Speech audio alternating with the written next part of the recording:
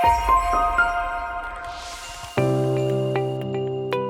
do so many actions day in and day out.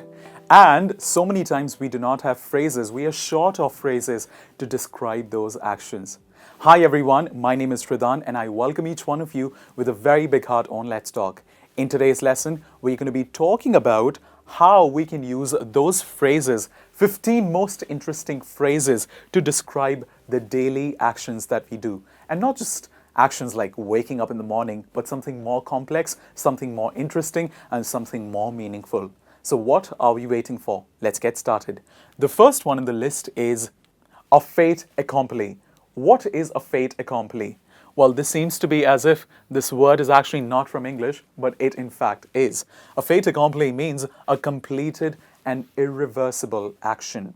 An action, something that you did in your life that can't be reversed, that can't be changed to what it was before.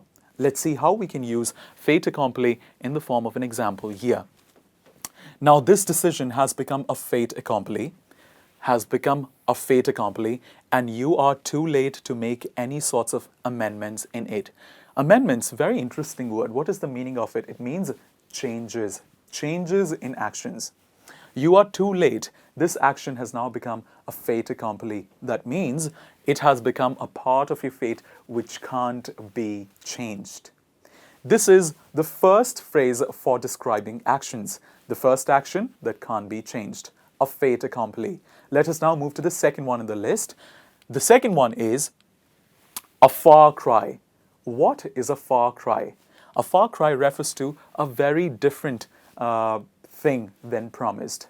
For example, you promised somebody for something, but instead of that, you did something which was entirely different than that. That thing is called a far cry. That action of doing something than what was promised is called a far cry. For example, this gift is a far cry than what you promised to get me. That means the gift that you promised me is very different than what you have actually given to me. So that gift is a far cry. That means the action of giving a gift is very different than what was actually promised initially when it comes to gifting that person. Let us now move to the next phrase. The next one is avail of. Avail of is quite related to utilizing something. That means making use of something. To utilize the opportunity, to make use of the opportunity. For example, when you are an eligible candidate for this job, why don't you avail yourself of this opportunity? Avail yourself of. Please remember, when it comes to the word avail, we always use the preposition of with it. And it becomes one phrasal verb, avail of. That means to utilize the opportunity, the action of making use of an opportunity is called avail of. Let us now move to the third one in the list. The third one in the list is back away. Back away means to step back. It can be literally and metaphorically both. Back away, example here is back away or you will be harmed by the fire. There's fire burning and the person's quite near to that, and the person is being told, is being advised, please back away. Please step back, otherwise the fire might as well harm you. The next phrase is back the wrong horse. Now, if you see, back here is not similar to the back of the previous phrase. Back means to support something. Now, the wrong horse here seems like something is not right, at least. The wrong here horse refers to something that is not right. Backing something that is not right, supporting something that is not right is what it means. To support the wrong person or decision is back the wrong horse. For example, by purchasing the shares of this company, my uncle has backed the wrong horse. You can also add ed here to show that it is the past form of it.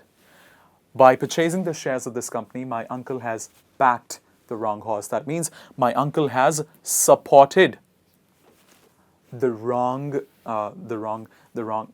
has had a wrong decision or supported something that is not right. The next phrase on the list is cap in hand. For example, imagine you're wearing a cap, and when you take that cap in hand out of respect, what are you doing?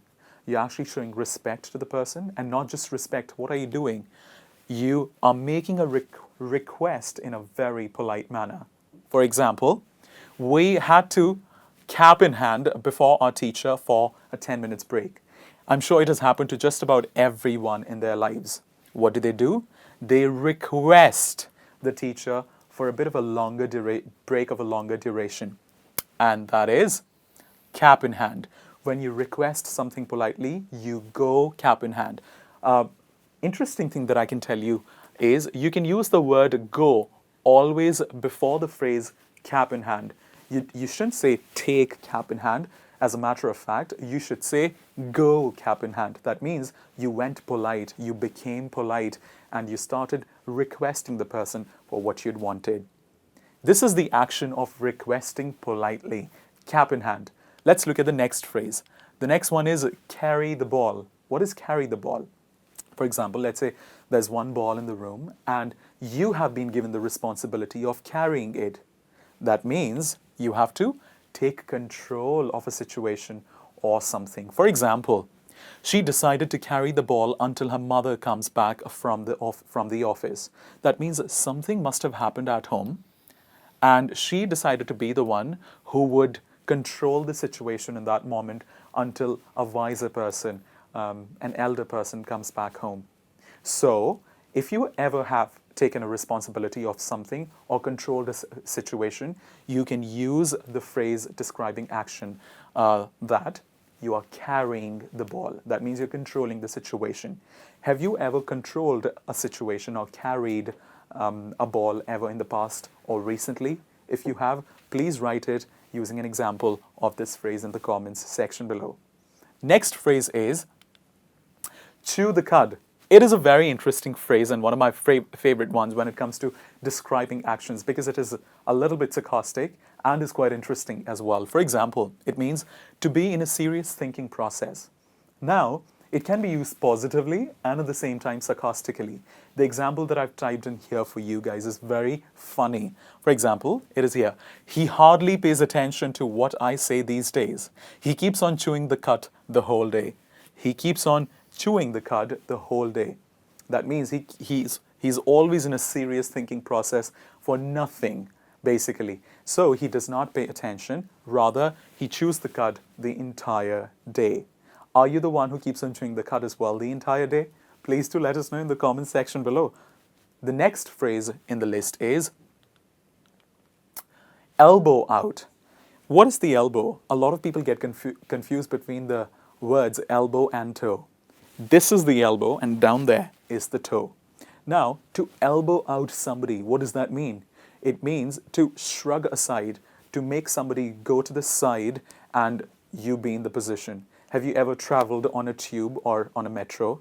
Have you seen people elbowing each other out? Well, they're not looking for an opportunity, but just a space for themselves to stand in a better way.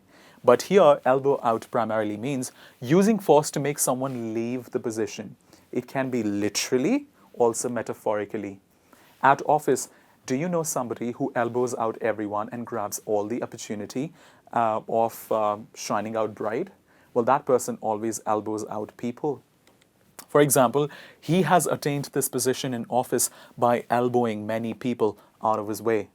Well, there's this person who always elbows out people by through his work or by his kind of behavior, might as well, to grab the opportunity. Is it a good idea to elbow out people? Well, if you're a motivated individual, you would automatically end up elbowing out people. You wouldn't have to do that intentionally. Let us now move to the next phrase. The next one is spill the beans.